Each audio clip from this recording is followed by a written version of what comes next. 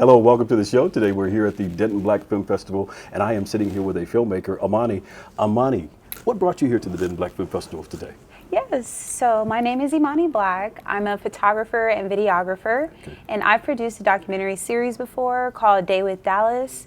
Produced it in 2019, filmed between 2018 and 2019, released it in 2019, and it was a great success, and it really has helped catapult me into where I am today and given me the connections and experience and knowledge of the DFW area through that project. Okay, so Day with Dallas, what brought this film to fruition? Yes, so in 2017, I graduated from college at UNT. Okay. And I was new to Dallas at that point. Like, I'm not from here. I was raised in North Carolina. So I came out to the DFW area to go to school at UNT. And then once I got to Dallas, you know, I realized, like, I thought North Texas, I thought everything was the same, but Denton and Dallas are way different. Yeah, you learned that quickly, right? I did. I learned that quickly. So once I touched down in Dallas, you know, I got my first big girl job after graduating. I majored in advertising, and so I worked at an ad agency after graduating. And, you know, I didn't realize at that time, but I thought I wanted to do client management instead of like creative work. But I realized I wasn't being fulfilled. I was actually the receptionist at the ad agency.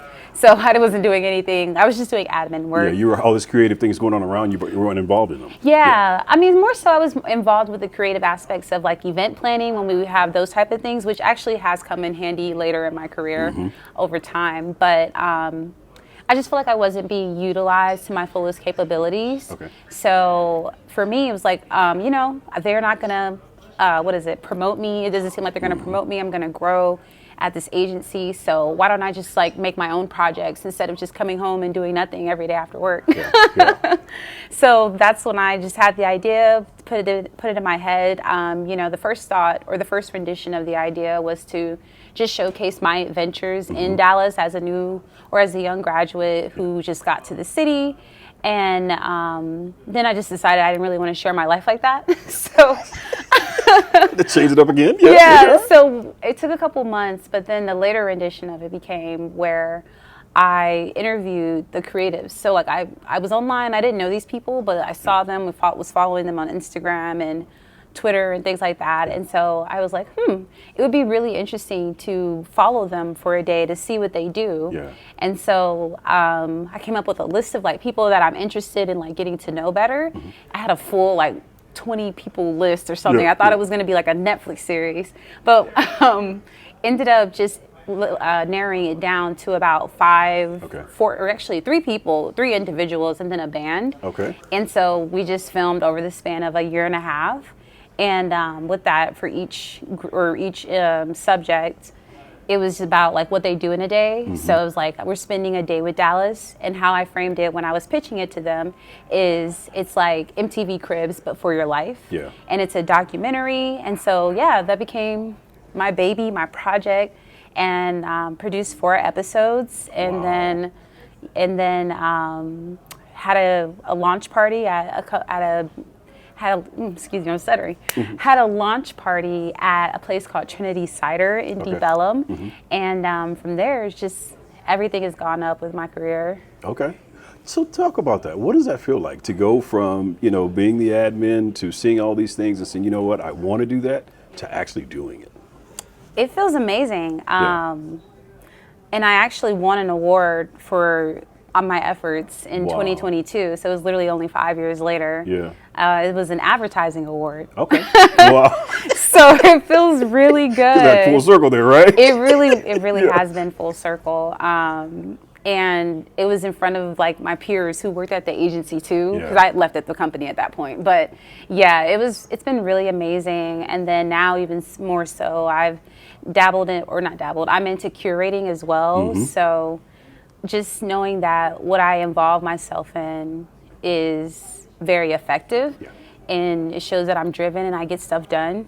Because to be awarded the advertising industry is very tough. Very tough. But to be awarded an advertising award outside of an agency and outside of it being related to my full-time job that I was working at that time, it just showed that I'm capable of doing this and producing great quality work on my own and being recognized for it.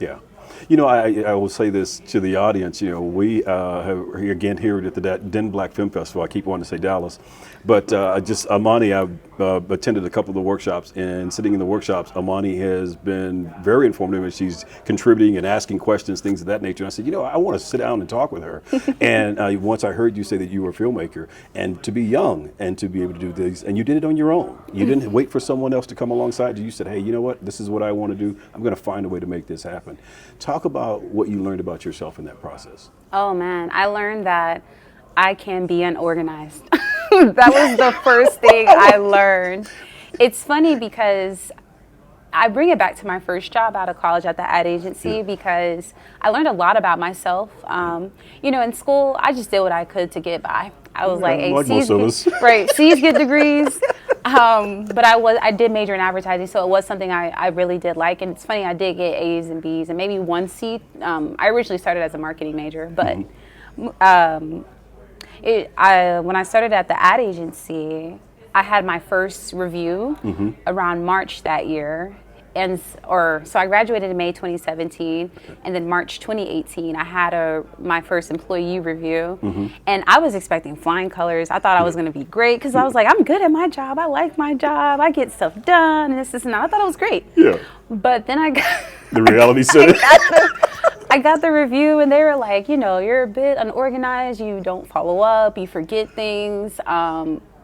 And I was just like, okay. You were creative. You weren't being fulfilled in the position, okay? So, So that is true, but I feel like as a creative, if you want to be a true business person, which I am both, I'm equally as business as I am creative. Yeah, maybe I'm more creative, but still business-minded. You have to be both if you want to be successful and have people rely and trust you, because I don't like working with creatives who don't text me back or don't, like, it's the professionalism. Yeah. I feel like that's what has greatly improved over time.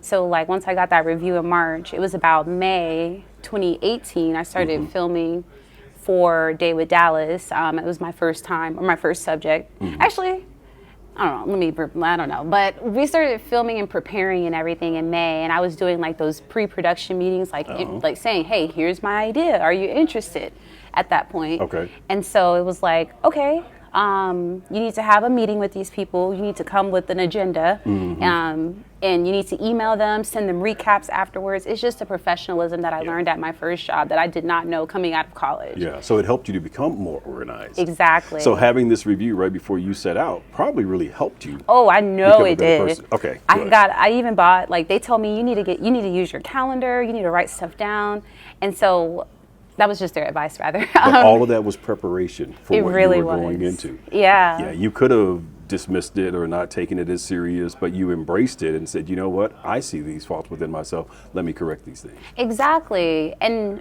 for years I've used an agenda. I bought like a physical calendar agenda, or I don't know what it's called. Yeah, a planner. Yeah, daily planner. A planner. And it's so funny. I remember in, like, from elementary to middle to high school, they asked us to have planners. Yeah. And, you know, I think I did use it, but I don't really remember not using faithfully. them. Yeah, no. Occasionally. Yeah, exactly. Where the party's going to be, yes, but not where the business meeting's going to be. I actually did a party in high school. My parents didn't play that. But yeah, they're going to see this, so you have to say that. I understand. Oh no, they're military. They know me. They love me. But we used to use it growing up, but I never thought it would be applicable in college. I didn't use it during college, and so I just made things happen for real.